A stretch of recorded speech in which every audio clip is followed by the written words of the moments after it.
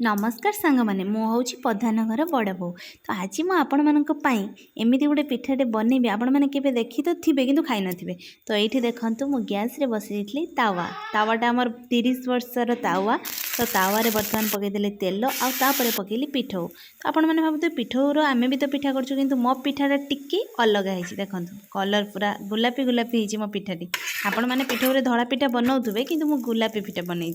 तो देखो पिठाटा केमती यहाँ गोटे क्यूट लवटे माँ को स्पेशल बनई। तो चलतु ए माँ को दबा आ माँ आउ नाती सहित से मजामस्ती चलती है। मुझे बर्तमान सरप्राइजटा देवी। तो माँ को फास्ट मुझे कहली कि माँ तुम्हें केते प्रकार पिठा खाई आज मुझे तुम गोटे बहुत बढ़िया पिठाटे बनई। माँ पूरा हसीदेले कहले शीघ्र शीघ्र मत दे कौन बनई मोपाई। तो ये देखु माँ को बर्तमान पिठाटा देवी। माँ देखिकी पूरा माने सरप्राइज देखु जेहेतु पूरा गुलापी पिठाटी होता।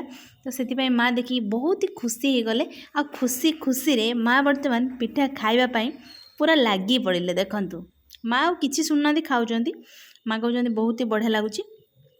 आउपटे मो पुओ खाऊँ। जेजेमा नातुणी माने जेजेमा आ नाती खाई पूरा एंजॉय कर। तो आपण मैंने ये पिठा करी कि नहीं निहाती कहबे आ खाई कि नहीं ସେଇଟା भी कह।